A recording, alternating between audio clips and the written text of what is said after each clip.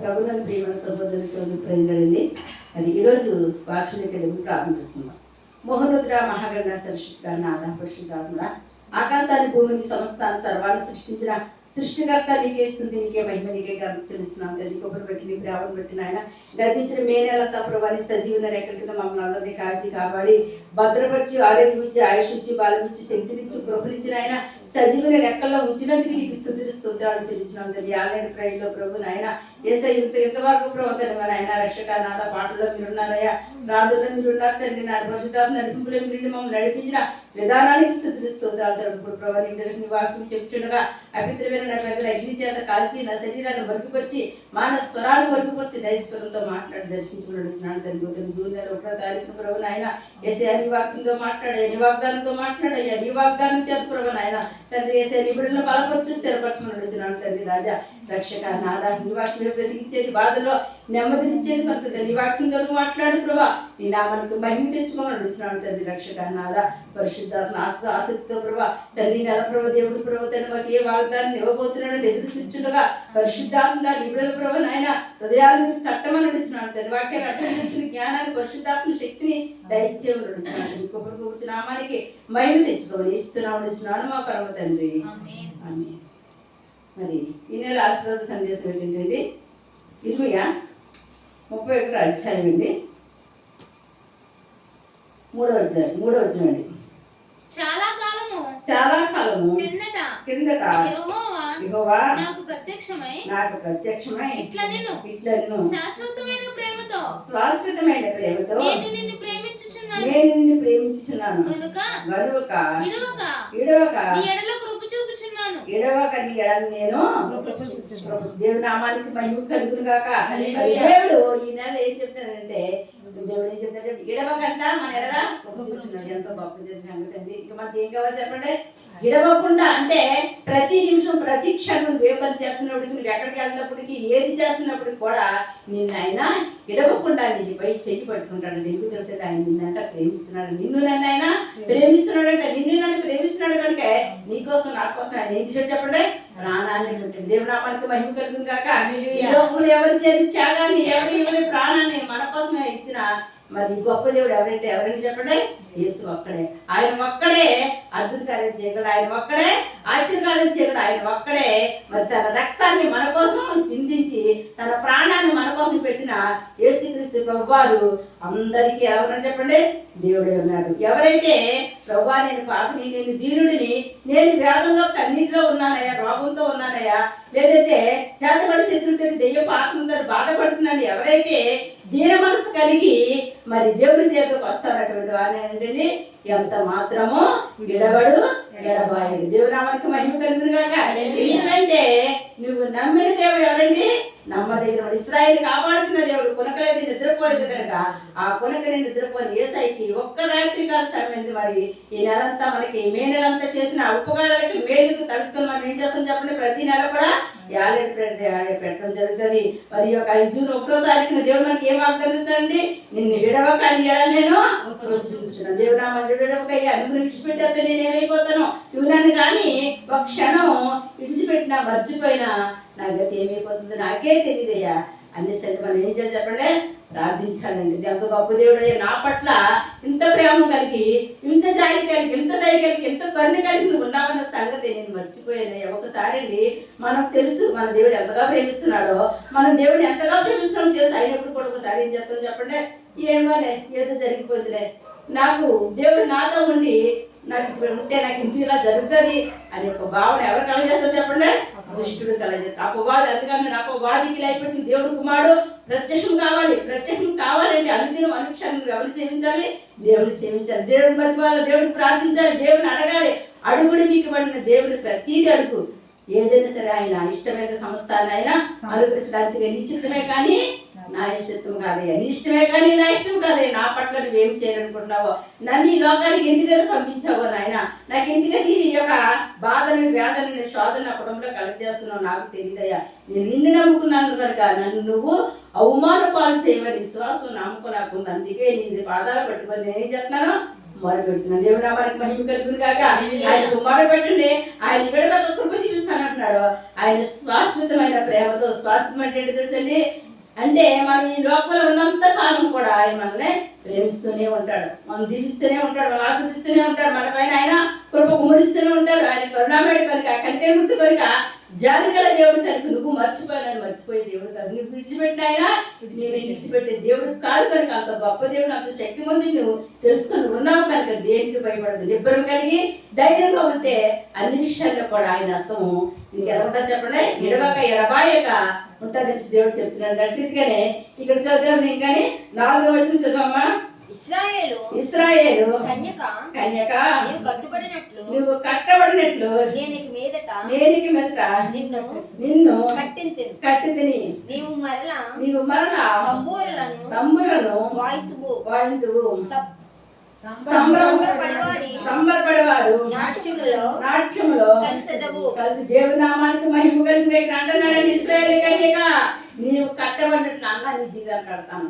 నా జీవితం కట్టబడకుండా నా జీవితంలో మరి దేవుని మర్చిపోయినావు, నా జీవితంలో మునుకున్న ఆనందం, మునుకున్న సంతోషం, మునుకున్న ప్రార్థన శక్తి, మునుకున్న మరి అన్ని విషయాల్లో ఇంట్లోనే కదా బయటే కదా అన్ని విషయాలు కోల్పోయి ఉన్నావేమో, వాటిలన్నింటిలో కూడా మళ్ళీ తిరిగి దేవుడు నీకు ఇస్తాడంట, ఇవ్వబోతాడంట, నీ జీవితాన్ని కడతాడంట. ఒక కుటుంబాన్ని కట్టేది ఎవరి శక్తి చెప్పండి, దేవుడు పరిశుద్ధాత్మ శక్తితో కుటుంబం నడిపించబడతాడు. కుటుంబం కట్టే దేవుడు కనుక మరి నీ కుటుంబాన్ని కడతానంటున్నాడు, నిన్ను కడతానంటున్నాడు. మరి ఏమన్నాడు చెప్పండి, మళ్ళా మునుపు ఏ రీతిగా అయితే తంబుర తీసుకొని ఎంత ఘనంగా దేవుని నామాన్ని నువ్వు మహిమపడుతుంది, ఎంత ఘనంగా పాటలు పాడుతుంది, ఎంత ఘనంగా ప్రార్థన చేస్తున్నారు, ఎంత ఘనంగా దేవుని గురించి చెప్పేదాన్ని, అటువంటి స్థితి మళ్ళా నీకు కలగజేస్తాను. నువ్వేమీ ఏం చేయకూడదో భయపడక్కర్లేదు. మళ్ళా నువ్వు ఏ గుంపులో అయితే ఉండేదాన్ని అదే గుంపులో మళ్ళా నేను చేర్చడానికే సిద్ధంగా ఉన్నానని చెప్తున్నాను. దేవుడు అమ్మని ఎంత గొప్ప దేవుడండి, ఎంత శక్తిమంతుడండి. ఆయన ప్రేమకి ఏమి ఇచ్చి మనము రుణం తీర్చినాము కనుక ఆ రుణం తీర్చిన యేసయ్యకి మనం ఏం చెల్లించాలి చెప్పండి, స్తుతులు స్తోత్రాలు మాత్రమే చెల్లించాలి. దేవుడు నామానికి మహిమ కలుగును గాక. అలాంటిగా దేవుడు చేస్తానని చెప్తున్నాడు కనుక ఇక్కడ 7వ వచనం చదవండి. యెహోవా ఇలాగ సెలవిచ్చుచున్నాడు, యాకోబును బట్టి సంతోషముగా పాడుడి, రాజ్యములకు శిరస్సుకు జనమును బట్టి ఉత్సాహధ్వని చేయుడి, ప్రకటించుడి, స్తుతి చేయుడి. యెహోవా ఇశ్రాయేలులో శేషించిన నీ ప్రజలను రక్షింపు అని బతిమాలి ఏమన్నాడండి, యెహోవా ఇలాగ యాకోబుని బట్టి సంతోషించమన్నాడంట, యాకోబుని బట్టి ఆనందించమన్నాడంట, యాకోబుని బట్టి ప్రతి విషయంలో మీరు సంతోషంగా ఉండమండి. ఎందుకంటే యాకోబుని బట్టి మరి ఆనందించాలి, అందుకంటే ఎవరికి యాకోబు దేవుడు సహాయుడు, ఎవడు దేవుడు యెహోవా మీద ఆశ పెట్టుకున్న వాడు ధన్యుడని చెప్తాడంటండి. అంటే యాకోబు అంటండి ఒంటివాడని యాకోబు, ఒంటరివైన యాకోబుని దేవుడు అంటండి ఎంతగానో ఆస్వాదించాడు, ఎంతగానో దీవించాడంటండి. చేతిలో ఏమీ లేనప్పటికీ చేతి కర్ర చేత మరి మరణ భయం చేత పాడుకొని యాకోబుని ఆస్వాదించిన దేవుడు, యాకోబుని దీవించిన దేవుడు. నువ్వు భయపడుతున్నావేమో, నేను అలా చేయడం వల్ల నా జీవితం ఇలాగైపోయింది అనుకుంటున్నాము.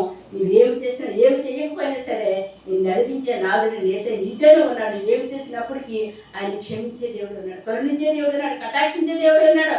కనుక నువ్వు కన్నీరు విడిచిటా నేను చూస్తున్నాను అంటున్నాడండి. మనం ఎప్పుడు కన్నీటితో ప్రార్థిస్తాము, మన ఇంట్లో ఏ రీతిగా ప్రార్థిస్తున్నామో, ఏ రీతిగా మరి దేవుడిని భయభక్తులుగా ఉంటున్నామో మనుషులు చూడరు, కానీ నువ్వు నమ్ముకున్న దేవుడు మాత్రం నేను కంపల్సరీ చూస్తున్నాడు. ఆకాశం అంటే ఆయన సింహాసనం భూమానికి పాదపీఠం కనుక ఆయన పాదాల దగ్గర నుండి ఎవరైతే మోకరెడ్డి ప్రార్థిస్తారో అది ప్రతి ప్రార్థన ఆలకించే దేవుడు అన్నాడు. కనుక ఆయన అంటున్నాడండి, యాకోబుని ఎలాగైతే ఆస్వాదించానో, యాకోబుని ఎలాగైతే హెచ్చించానో, మోసగాడని యాకోబుని ఎలాగైతే ఇశ్రాయేలుగా మార్చానో అట్టిగా నీ కుటుంబాన్ని మార్చేస్తాను, నీ బిడ్డలు మార్చేస్తాను, నీకున్న స్థితిగతులను మార్చేస్తాను. కనుక నువ్వేం చేసి ఉండాలి చెప్పండి, విశ్వాసం కలిగి ఉండాలంటే, నిరీక్షణ కలిగి ఉండాలంట, నమ్మకం కలిగి ఉండాలంటే, భయం కలిగి ఉండాలంట, భక్తి కలిగి ఉండాలంట. ఎంత మాత్రము కూడా ఏం చేయకూడదు చెప్పండి, అవిశ్వాసాన్ని మాత్రం పడకూడదు. అవిశ్వాసం పడ్డావా వెంటనే దుష్టుడు నీ మీదకే దాడి చేస్తాడు. కనుక అవిశ్వాసం పడకుండా నమ్మకంతో విశ్వాసంతో ఎదురు చూసినప్పుడు అంటండి దేవుడు యొక్క ఆశీర్వాద వర్షాన్ని మనపై కుమర్చిపోతున్నాడు. ఇడవక ఆయన ప్రేమ నీ మీద ఉండాలి, ఇడవక ఆయన కృప నీ మీద ఉండాలి. కనుక ఏ విధమైన వ్యాధి కూడా ఈ నెలలో నీ మాత్రము ఎంత మాత్రం హాని చేయటకెళ్ళి, ఏ విధమైన సమస్య కూడా నీ మీద దాడి చేయటకెళ్ళి. ఎందుకంటే వాగ్దానం చేసిన వాడు నమ్మదగిన వాడు, ఆ నమ్మదగిన యేసయ్య నీతో ఉన్నాడు. కనుక విశ్వాసంతో నమ్మకంతో ఎదురు చూడు. ఇక్కడ మళ్ళీ ఏం చెప్తున్నట్టు 8వ వచనం చదవండి.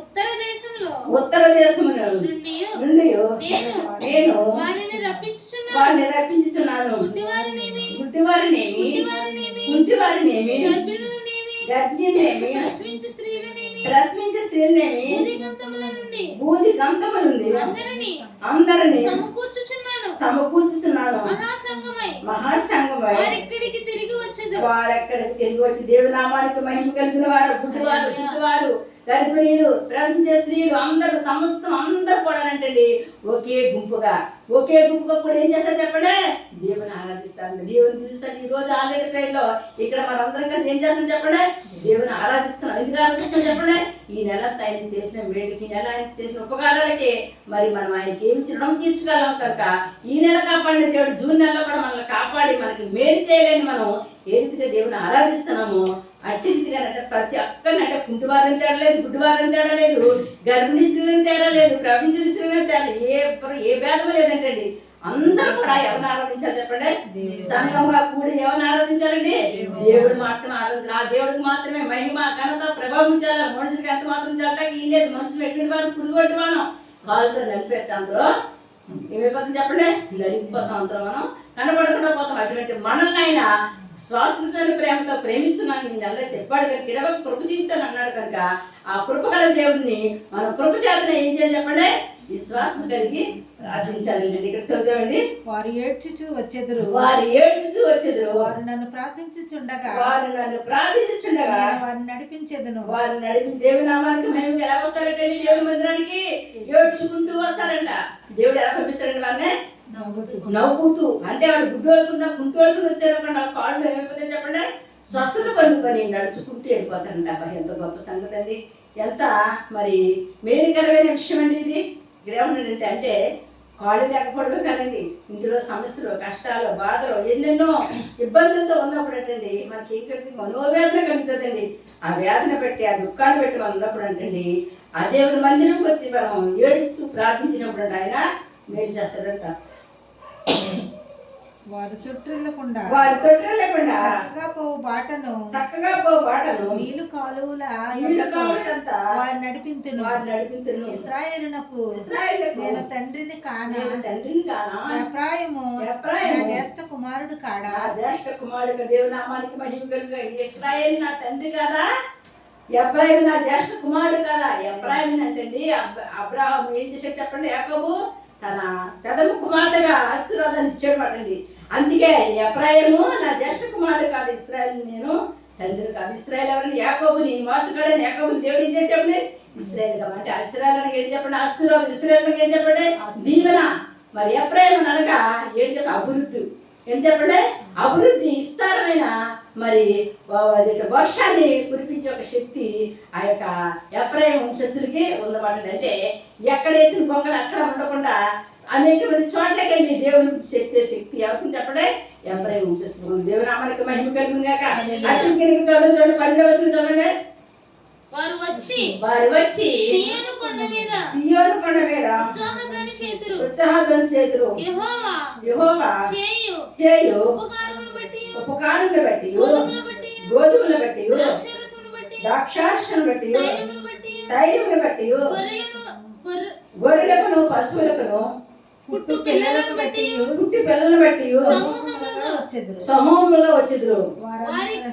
వారెన్నడని దృష్టించక దేవుడి నామానికి మహిమ కలుగును గాక. ఎన్నడూ కృషించుకోకుండా నీళ్లు పాలు తోట వలె ఉంటాడు. దేవుడి నామానికి ఈ నెలలో దేవుడి ఆశీర్వాదం ఎలాగో చెప్పండి, నీళ్లు పాలు తోట వలె ఉంది నీ పట్ల. నువ్వు కృషించిపోవో, కృంగిపోవో, నువ్వు ఏడ్చుకుంటూ వస్తావో, సంతోషంతో గొంతులు వేసుకుంటూ వెళ్తావు. దేవుడి నామానికి మహిమ కలుగును గాక. నీకు చేసిన వాగ్దానం బట్టి పట్టుదల కలిగి జూన్యంతో ప్రార్థించు, ప్రభా నువ్వు చేసిన వాగ్దానం నా కుటుంబంలో నెరవేర్చబడాలయ్యా, నా భర్త బట్టి నెరవేర్చబడాలి, నా బిడ్డల బట్టి నెరవేర్చబడాలయ్యా అనేసి మనం ఎప్పుడైతే ప్రార్థిస్తామో ఈ ఆశీర్వాదాలన్నీ కూడా మనం ఏం చేస్తాం చెప్పండి, పొందుకుంటామట. దానికే చదవమ్మా 13వ వచనం. వారు దుఃఖమునకు ప్రతిగా సంతోషమిచ్చి వారిని ఆదరించెదను. విచారము కొట్టివేసి నేను వారికి ఆనందము కలగ. దేవుని నామానికి ఏమన్నాడండి ఆయన, ఎంతో గొప్ప సంగతి అండి. ఈ శాపం కొట్టేస్తాడంట. ఏం కొట్టేస్తాడంటే విషాదం కొట్టేసి ఆనందాన్ని ఇస్తాడంట. ఇక్కడ ఏమైనా దుఃఖాలకు ప్రతిగా ఆనందాన్ని ఇస్తాడు. దుఃఖపడుతున్నామేమో, యాతన చెందుతున్నామేమో, నన్ను పట్టించుకున్న వారు లేరు, నన్ను చూసేవారు లేరు, నా పరిస్థితి ఎప్పుడు ఇలాగే ఉంటుంది, ఏమి చేసినా ఏమి చెయ్యకపోయినా సరే నా కుటుంబ పరిస్థితి మారతలేదని విషాదంతో వేదంతో ఉన్నారు. విషాదం కొట్టివేస్తాను అంటున్నాడు. నీ దుఃఖాన్ని సంతోషంగా మారుస్తాను. వారిని ఆనందము కలుగు ఆనందము కలగజేస్తాడంట, ఇంకా ఆనందం కలగజేస్తాడంట, సంతోషం కలగజేస్తాడంట. ఎంత గొప్ప సంగతి అండి. కనుక కన్యకలను వృద్ధులను కూడి నాట్యమందు సంతోషించు దేవనామానికి మహిమ కలుగును గాక. ఏమన్నా చెప్పండి. మరి ఈ రీతిగా విషయాలు కొట్టివేసినప్పుడు, దుఃఖాన్ని సంతోషంగా మార్చినప్పుడు, ఆనందాన్ని ఇచ్చినప్పుడు అంట కన్యకలేటి చిన్నపిల్లవారికి పెద్దోళ్ళకి అందరూ కూడా ఏం చెప్తారు చెప్పండి, గొంతు వేసుకుంటూ సంతోషంతో దేవుని మందిరంలో ఆనందిస్తారు. దేవునామానికి మహిమ కలుగును కదా. అటువంటి ఆశీర్వాదం, అటువంటి దీవెన, అటువంటి కృప దేవుడు మరి జీవనాల్లో మనందరికీ మరి ఈ యొక్క ఎంతమంది అయితే ఈ వాక్యం వింటున్నారో వాళ్ళందరూ కుటుంబానికి దేవుడు కలగజేయను గాక. ఆమె ప్రార్థన చేసుకుందామండి. మహోన్నతుడా, మహాగణుడా, సరస్వతుడా, నాదా, పరిశుద్ధాత్ముడా, ఆకాశాన్ని భూమిని సంస్థాన్ని సర్వాన్ని సృష్టించిన సృష్టికర్తనే నీకే స్తుతయ్యా, నీకే మహిమయ్యా, నీకే ఘనతయ్యా. ఆకాశం శివాసులు తండ్రి నాయన నీ పాదాల సింధుకు ప్రార్థిస్తున్నాను నాయన. అవును ప్రభు తల్లి తెలుస్తాను కొట్టి వేసి బాబు నాయన రక్షక నాదా పరిశుద్ధాత్మ సంతోషాన్ని ఇస్తానంటున్నావు తండ్రి, దుఃఖానికి ప్రతిగా ఆనందాన్ని ఇస్తానంటున్నావు తండ్రి నాయన. ఎంత గొప్ప దేవుడు, ఎంత శక్తిమంతుడు తండ్రి. ఏ కుటుంబంలో అయితే నాయన దుఃఖంతో వ్యాధులతో కన్నీటితో తండ్రి మరో వ్యాధులతో ఉన్నారో ఆ కుటుంబంలో వేస్తూ నామల తండ్రి నాయన సంతోషం కలిగినగా చేస్తున్నాము, ఆనందం కలిగినగా చేస్తున్నాము తండ్రి. విశాలం చేత ప్రభు తండ్రి నాయన నాయన ఇంకో తండ్రి నాయన వాళ్ళ గుండె క్షీణించిపోతుందేమో ప్రభు తండ్రి నాయన తండ్రి రాజా వాళ్ళ గుండెని బాగు చేయండి పరిశుద్ధాత్మ. వాళ్ళ వ్యాధిని తిరిగి విడుదల దయచేయండి ప్రభా. ఎంతమంది అయితే వ్యాధితో బాధతో ఎవరికి చెప్పుకోని సమస్యలతో నలిగిపోతున్నారో అటువంటి వారికి వేస్తున్నాము విడుదల కలుగును గాక, స్వస్థత కలుగును గాక, చీకటి పారిపోని గాక తండ్రి. ఏ దుష్ట దురాత్మ చీకటి శక్తులు శాతపడి శక్తులు సుందర శక్తులు దైవ ఆత్మ చేత ఎవరైతే పీడించబడుతున్నారో వాళ్ళకి వేస్తున్నామో విడుదల కలుగును గాక, ఏసు రక్తంలో స్వస్థత కలుగును గాక. పరిశుద్ధాత్ముడా గొప్ప గొప్ప కార్యం చేసిన దేవుడు తండ్రి శాశ్వతమైన ప్రేమతో నిన్ను ప్రేమిస్తున్నాను కనుక ఎడవగా నీ ఎడల కృప చూపుతానన్నావు తండ్రి. మరి ఈ నెలంతా ప్రభా నీ ఎడల పట్ల కృప చూపించి బాబు, నడిపించి బాబు, దీవించి ప్రభా నాయన. అన్న వస్త్రాలకు లోటు లేకుండా ప్రతి కుటుంబాన్ని ఆశ్రదించి దీవించమని వాళ్ళ చేతులకు ఎట్లా చెప్పాలి వృద్ధులను ఇస్తున్నాడు. ఉద్యోగాలు వ్యాపారాలు దయించండి బాబు నాయన. గర్భాలను గ్రహించున్నాయా తండ్రి రక్షక నాదా పరిశుద్ధ గర్భాల నుంచి బిడ్డ తగిన సంబంధ ఆరోగ్యం బిడ్డ పుట్టే కృపలో దయచేయమని అడుగుతున్నాడు తండ్రి నాయన. చెట్టు బిడ్డలకు ఆరోగ్యం బాలం శక్తి కృప తెచ్చి వృద్ధులున్నారా ఎండకు నాయన తట్టుకోలేకపోతున్నారా కనికరించి బాబు, కటాక్షించి బాబు, సలదనాన్ని దయచేయమని అడుగుతున్నాడు తండ్రి. ఎటువంటి క్రిమికీటకాల వల్ల ఎవరికి ఏ హాని రాకుండా కాపాడమని అడుగుతున్నాడు. చదువుకుని బిడ్డలో నాయన యజ్ఞం వస్తున్నారయ్యా తండ్రి మంచి మార్గంతో పాసే కృపను దయచేయమని అడుగుతున్నాడు తండ్రి. బిడ్డలందరూ ఆశ్రదించండి, దీవించమని కుమ్మలకు రక్తం పాపించండి ప్రభా. ప్రతి కుటుంబానికి తండ్రి నెలంతా ప్రభా ఈ ఆశీర్వాదాలు వర్షాన్ని కురిపించి ప్రభా ఆదరిస్తానన్నది ఎవరు నాకు లేదని ప్రభా తండ్రి నాయన. భర్తను బాగొట్టుకుని వారిని బాగొట్టుకుని బిడ్డలు బాగొట్టుకుని ఆదరణ లేకుండా బిడ్డలకి వేస్తున్నాము ఆదరణ కలుగును కాక తండ్రి. ఆదరించే దేవుడు, ఆదుకునే దేవుడు, కరుణించే దేవుడు, కటాక్షించే దేవుడు కనుక వాళ్ళ కుటుంబం వాళ్ళ కృప చూపించి కరుణించి కటాక్షించి ఆర్థిక పరమైన ఇబ్బందులు చూపించిన ఆయన ఆర్థిక పరమైన సహాయం అందజేయమని అడుగుతున్నాను తండ్రి నాయన. అప్పని కాడలు కట్టున్నాయా అన్ని విషయాలు మేలు చేయండి, దీవించడే ఆస్వాదించండి. మా ప్రార్థన గోపుడికి ఎంతమంది ఫోన్ చేసి ప్రార్థించేమని చెప్పారో వారందరూ దీవించి ఆస్వాదించి వివాహం కలిగిన త్వరగా వివాహం జరిగే కృప చేస్తున్నాము దయచేయమని అడుగుతున్నాడు తండ్రి నాయన. రక్షక నాదా పరిశుద్ధాత్మ కృపలేసుకుని ఎంతమంది వాక్యం వింటున్నారో వాళ్ళ కుటుంబాలు సంతోషం సమాధానం కలగజేయండి భాగ్య. మంచాల మీద పడి ప్రభా తండ్రి నాయన ఆదరించేవారు లేక ఆడుకునేవారు లేక చూసేవారు లేక తండ్రి తింటాక తిండి లేక ఎంతగానో నలిగిపోతున్నారు అటువంటి బిడ్డలే తల్లిగా తండ్రిగా మీరుండి వాళ్ళకి ఆదరణ కలగజేసి ఆదరించేవారిని నాయన పాక్షించమని అడుగుతున్నాను తండ్రి. కృప చూపించి కళ్ళు చూపించి సహాయం చేసిన ఆయన ఇక్కడికి వచ్చిన బిడ్డలందరికీ ఆరోగ్యం బాలం శక్తి కృప దయచేసి భావ్య వాళ్ళ విషయాలను కొట్టి వేస్తూ ప్రభు నాయన సంతోషాలు ఆనందాన్ని కలగజేస్తుంది తండ్రి. వాళ్ళ కుటుంబంలో నీ శాంతి నీ సమాధానం నీ క్షేమాన్ని అనుగ్రహించి వీధి వరకు పోతే వీధి వరకు ప్రతి వీధిని దర్శించి ప్రతి బిడ్డకి ప్రతి కుటుంబానికి సంతోషం ఆనందం కలిగి స్వస్థత విడుదల దయచేసి రక్షణ బట్టి మనకి గ్రహించి వేస్తున్నాడు మా పరమ తండ్రి.